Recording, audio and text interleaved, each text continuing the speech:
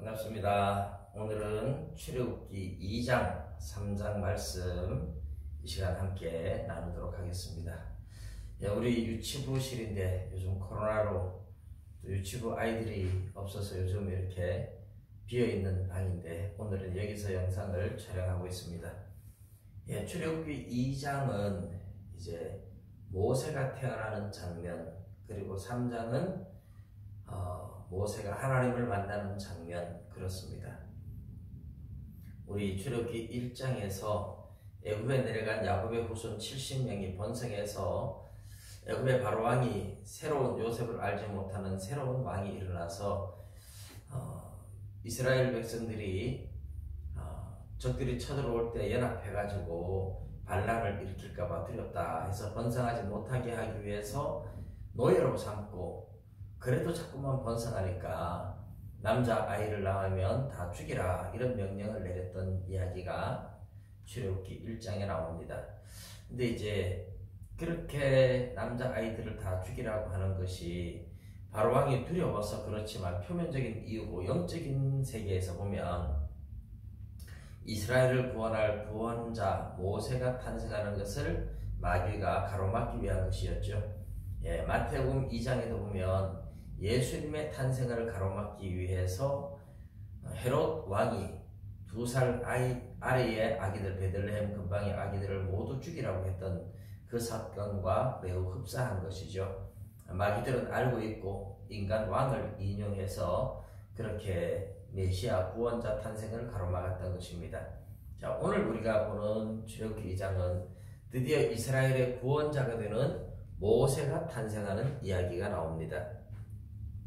자, 모세가 탄생하는 것은 아므람이라는 사람이 요게벳과 결혼해서, 레위 지파죠, 레위 지파. 이 아므람이 요게벳과 결혼해서 아들을 낳았어요. 요게벳의 노래, 이런 노래도 있죠. 그런데 이제 아므람과 요게벳의 관계는요, 요게벳이 아므람의 고모입니다. 고모. 그런데 나이가 많이 어려서 아마 고모와 결혼했던, 옛날 시대의 종족 번식을 위해서 그렇게 했던 그런 과정이었겠죠.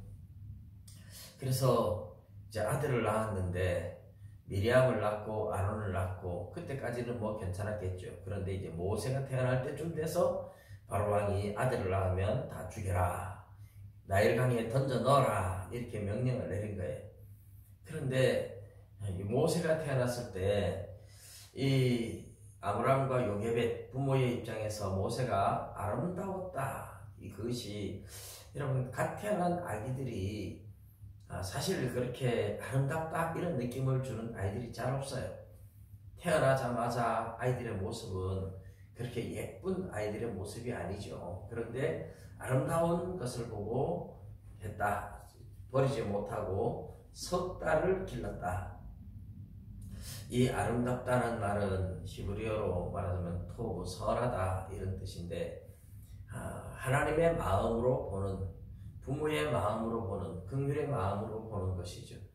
하나님께서 아므람과 요게벳의 마음을 열어서 그의 모습 속에 들어있는 하나님의 형상, 하나님이 사용하고자 하는 그런 것들 때문에 선하게 아름답게 보이도록 만들었다, 그렇게 볼 수 있습니다. 오늘 이 이야기들, 깊은 이야기까지는 제가 할 시간은 없고, 어쨌든 그래서 집에서 석 달을 키웠습니다. 근데 계속 키울 수가 없어요. 아이가 울음소리가 점점 커지니까, 잘못하다 들키면 와서 죽일 테니까. 그래서 집에서 더 이상 키울 수가 없어서 나일강에 던져 넣는데, 나일강에 그냥 던져놓으면 그냥 죽잖아요. 그러니까 하나님께 맡기는 신앙이죠.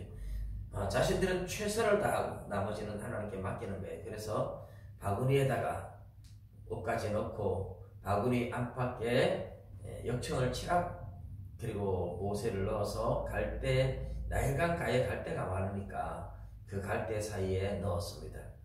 여러분, 이 상자, 갈대 상자, 모세가 들어간 이 갈대 상자는 원어로 보면 노아의 방주입니다.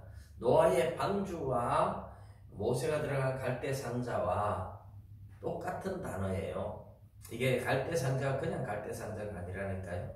노아의 방주. 하나님께서 그를 구원하는 노아의 방주입니다. 그것을 애굽의 바로왕의 공주가 역사적으로 보면 이 공주가 상당한 권력자 서열에 있는데, 그런데 아들이 없었대요. 아들이 없으면 옛날에는 주인 취급을 받잖아요. 결혼을 했는데 아들이 없어서 이렇게 진정인 왕궁에 와 있는 그런 공주였다고 합니다. 그런데 아들을 얼마나 가지고 싶었겠어요. 그런데 나일 강가에 목욕하러 갔다가 히브리인들이 나일강에 아들을 낳으면 던져라 하는 명령 때문에 아들을 이렇게 갈대상자에 넣은 것을 보고, 또 하나님께서 그 공주의 마음에 긍휼의 마음을 준 거예요. 너무 불쌍하다. 그런데 이것을 모세의 누나 미리암이 지켜보고 있었습니다. 우리 동생이 어떻게 되는가 지켜보다가 공주가 시녀들을 시켜서 방주를 갈대상자를 가져와서 아기를 불쌍히 여기고 이런 것을 보고, 그 기회를 보고 얼른 나가서 내가 이 아이를 위하여 유모를 한 사람 소개해 드릴까요? 그래서 가서 유모 한 사람 구해와라. 히브리인들은 아기를 낳고 나일강에 던져 넣으니까 젖은 나오는데 아기가 없는 엄마들이 많잖아요. 가서 구해오너라. 그러니까 미리암이 얼른 가서 엄마를 데리고 온 거죠. 그래서 모세의 엄마 요게벳이 모세를 집에서 키우는 겁니다. 이제는 왕궁의 공주의 양아들로 키우면서 왕의 허락을 받고 보호를 받으면서 돈까지 받아가면서 키우는 기가 막힌 현상. 하나님께서 그렇게 하시는 거죠. 사실 엘리야를 죽이려고 할 때 이세벨의 고향에 가서 하나님은 엘리야를 보호했습니다. 이게 하나님의 지혜죠. 등잔 밑이 어둡다 이런 말을 하는데, 마찬가지로 모세가 이스라엘을 구원할 구원자인데, 그 구원자인 모세를 죽이려고 사탄은 그렇게 남자아이를 다 죽이려고 하는데, 하나님께서는 오히려 모세를 바로의 왕궁에서 잘 키운 거죠. 그런데 엄마가 젖될 때까지 키우고 바로왕의 공주에게 보내주는데, 이 젖될 때 그러면 한 4살까지도 갈 수 있죠. 정확하게 몇 살인지 우리가 알 수 없습니다만은 만 3세까지 이 정도 생각하면 어느 정도 이제 말도 하고 말귀도 알아듣고. 근데 요게벳은 이 아이를 얼마 키우지 못한다는 것을 알기 때문에 정말 사랑으로 키웠을 거예요. 정말 사랑으로 키우고, 그리고 신앙을 계속 들려줬을 겁니다. 그런데 이 모세의 마음속에 그 어릴 때 엄마에게 들은 신앙이 꽉 있죠. 언젠가는 우리 민족을 구원해야 된다. 이 비전을 가지고 자랐습니다. 전혀 내색하지 않고 잘 자라서 40세쯤 되었을 때 이제 자기 민족을 어떻게 구원할까? 이 생각으로 민족을 보러 갔다가 히브리인들이 애굽 사람한테 매맞는 걸 보고 애굽 사람을 죽였어요. 그리고 히브리인들끼리 싸우는 걸 보면서 왜 형제끼리 싸우느냐 하는데, 네가 애굽 사람 쳐 죽인 것처럼 나도 죽이려고 하느냐. 이 유대인들이, 히브리인들이 참 못된 거죠. 그때 이제 들통이 나버린 거예요. 그래서 바로왕이 모세를 찾고, 모세는 깜짝 놀라서 얼른 도망을 갑니다. 광야로 도망을 가죠. 하나님께서는 이렇게 광야로 모세를 몰아내신 겁니다. 40이 되어서 광야에 가서 거기서 이드로의 딸 시보라가 양 치는데, 목동들이 양을 물을 못 먹이게 하니까 모세가 도와서 양을 물을 먹이게 했어요. 그래서 시보라는 그날 덕분에 일찍 양을 물을 먹이고 집으로 양떼를 몰고 가니까, 그 이드로 제사장이 오늘은 어떻게 이렇게 왔느냐, 히브리 사람이 나를 도와줘서 이렇게 됐습니다. 그러면 그 사람 왜 두고 왔느냐, 빨리 가서 데리고 와라, 대접을 해야지. 그래서 데리고 왔는데, 모세는 오갈 데 없다가 마침 잘 됐죠. 이렇게 대접을 받고, 그래서 그 시보라와 결혼까지 하고 거기서 이제 세월을 보냅니다. 40년의 세월. 그래 나이가 80세가 될 때까지 하나님은 침묵하시죠. 젊은 나이에, 내가 마음껏 꿈을 펼칠 수 있는 이 나이에 뭔가 이스라엘을 구원하려고 애를 썼는데 하나님은 전혀 도와주지 않았어요. 그리고 광야에 그냥 모세를 한마디로 말하면 아무 쓸모없는 광야에 늙어서 힘없는 모세가 될 때까지 하나님이 그냥 버려놓은 것 같아요. 그래서 모세는 광야에서 이리저리 양치기 하면서 다니고 하다가 나이가 80이 되었는데 하나님이 나타났습니다. 그 나타난 장면이 이제 3장의 내용이에요. 이 3장의 내용을 오늘 제가 같이 하려고 했는데 3장 내용까지 가면 내용이 또 너무 길어질 것 같아서 오늘 여기까지 하겠습니다. 그런데 우리 중요한 것은 하나님께서 구원자 모세를 태어날 때부터 마귀는 방해하고 있지만 하나님은 그 모세를 보호하고 있다. 하나님의 특별한 섭리로 그렇게 보호하는데 바로의 왕궁에서 왕의 보호를 받으면서 엘리야가 이세벨의 고향에서 보호를 받으면서 사르밧 과부의 집에서 먹고 마시고 살면서 보호를 받듯이 하나님의 섭리 속에 기가 막히게 하나님은 그렇게 바로 왕의 왕궁에서 모세를 보호하고 키워줍니다. 그리고 모세를 구원자로 쓰기 위해서 그 젊은 혈기를 가지고 자기 마음대로 할 때 하나님 쓸 수 없어요.